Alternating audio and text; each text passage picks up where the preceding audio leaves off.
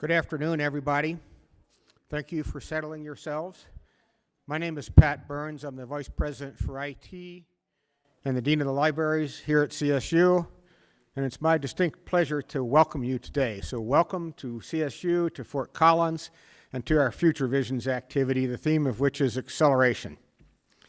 The 2018 symposium we're at today started in 2005, and this is our sixth FutureVisions symposium. We seem to have these every 2 or 3-ish years, and they're some of the best events that we actually have. And in fact, being in higher education, we have a penchant to contemplate, and even it's our duty to start asking what's next, or what's the next best thing. And I've introduced FutureVisions a number of times, and I always quote Niels Bohr, the person who invented everything there was to know about the atom, who says, prediction is so difficult, especially about the future. And so this year's program is to continue ISTEC's very fine tradition of distinguished speakers who will help us peer over the next event horizon and help us answer what's next and even who's next in some cases. I'd like to thank our sponsors. This is being organized by the Information Science and Technology Center at CSU and planned by a committee of volunteers. I'd like to especially thank the outstanding co-chairs this year, Vim Bohm and Tin Amadon, for putting together an engaging and just an amazing program, and all the people who helped them, thank you all for that. And we have sponsorship this year from the Geoff Holmes Communication Technology and Advancement Fund. Jeff is here, I think, with 3 generations of his family. And Jeff, if you could be so kind as to give us a couple remarks to help us get kicked off, we'd appreciate it too.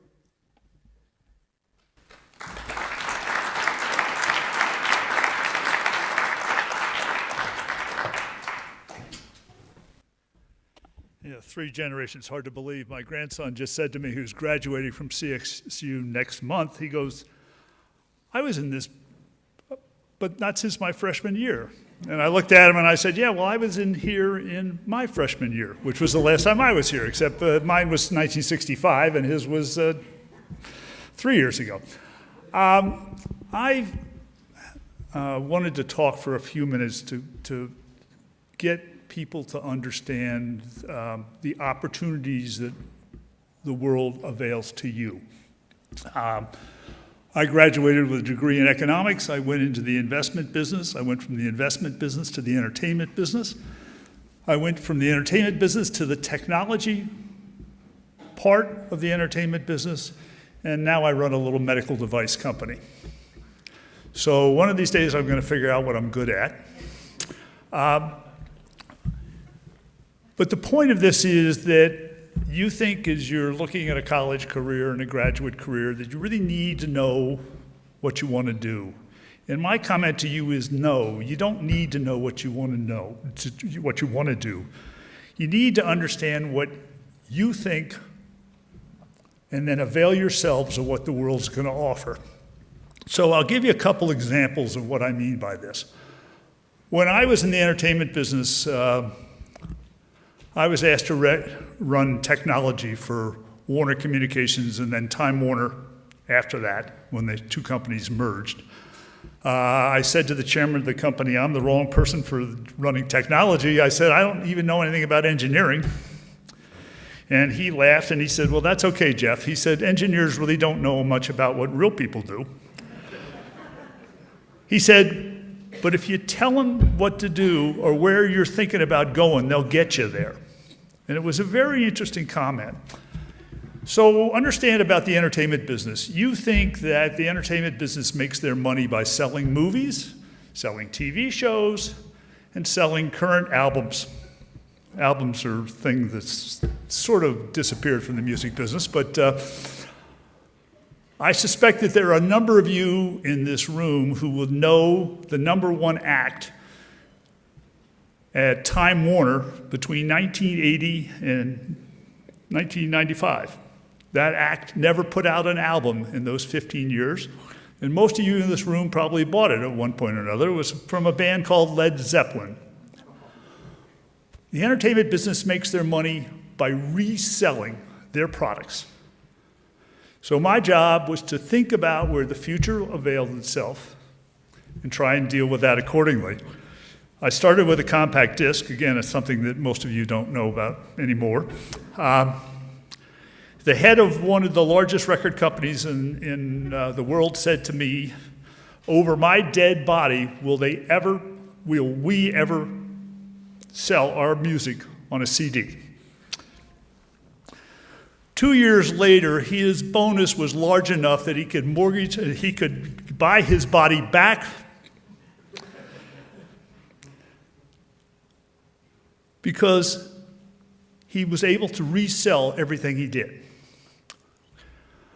I took the CD, and I guess one of my claims to fame, if there is any, is that we did the same thing with films. We took our product and we resold it.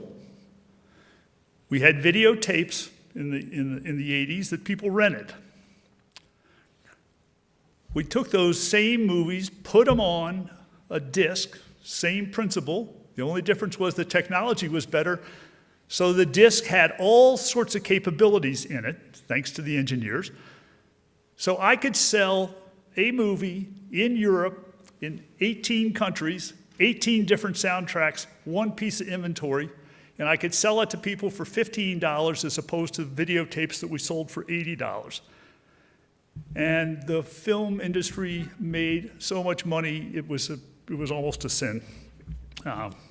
Except there is no such thing as a sin of making money. The next thing that came along in my life shortly thereafter, Time Warner was also the second largest company in the cable television industry.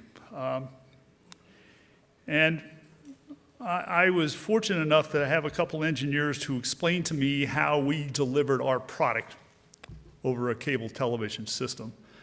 And I was able to figure out off of that what it really meant. And I was telling a couple of people at lunch today, I actually made a presentation at the White House to then Vice President Al Gore, who had invented the internet, as I think many of you know. And I explained to him that we had a system that would allow us to deliver broadband, we didn't even know what the term meant, broadband technology and entertainment to people in their homes. And we could do that for almost no money, and this was going to occur very quickly. So this would have been 1993, 94, to put just a little time in perspective. And we did. And the first thing we did with our cable system is we sent a happy birthday wish to all of our customers. Well, those of you who know about the cable TV industry, you know they don't do anything nice to their customers. And that was really the start of it. And we learned one interesting thing. It's one last story, and then I'll stop. We had the first truly interactive network in Columbus, Ohio. Columbus, Ohio had demographics like no other city in America in those days. And Ronald Reagan had hired us to do studies for him. So we asked people via traditional media marketing, who would you vote for? And in those days, it seems the Republicans own this sort of category. Women would all say they did not like Reagan and they weren't going to vote for him. And the polls were really quite interesting in those days. We then asked people the same question on their television set in their home. And we discovered people don't lie to their TV. And we actually predicted the election. We were down, I think, into 4 decimal points of the final vote on the election. This is all a way of saying to you that the world changes, and it continually changes, but people don't change. The purpose of doing this seminar, and the reason we started doing this, is because we want to show to you all what we think collectively the world's going to look like in 5 years. None of us will be right, but that doesn't matter. You can then look at this and think about your role and where you see yourself within that vision. Narrow the vision to what you think you're good at, and then position yourself for that. If you look at all of the apps that are played on the internet today, most of them start not with engineers, but they start with consumers saying, I'd like to do this, who then go out and hire software engineers and designers to create it for them. So there's a huge opportunity as the world goes on, and you all are going to be in the most fun time. And I just say to you, I'm proud that I was able to make a little money and to help set up a foundation here to sponsor this, because this is what a university should be doing. And in my opinion, going back in time when I first got involved with Greg left from the journalism school and started talking about this, that the universities weren't doing. So I hope you take advantage of these. The speakers are terrific, the opportunities to question, you've got brilliant minds, and have a good time. Thank you all.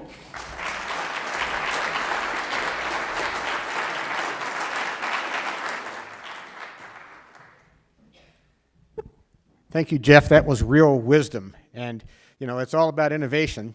And CSU advertises itself as the green university. We're into reuse and recycling, and now I'm going to add a third R, which is reselling. So if you get there firstest with the mostest, you can succeed, and success breeds success. So the theme, as we said, is acceleration.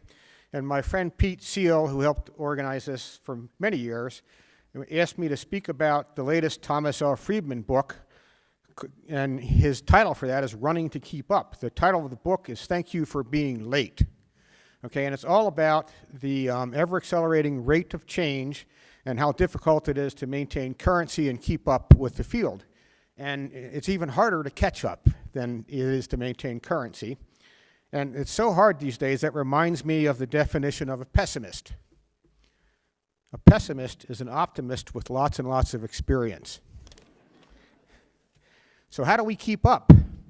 And Pete gave me the right word for this. As the Dean of Libraries, I say read. Read everything and try to read facts. And come to ISTech FutureVisions Symposium, too.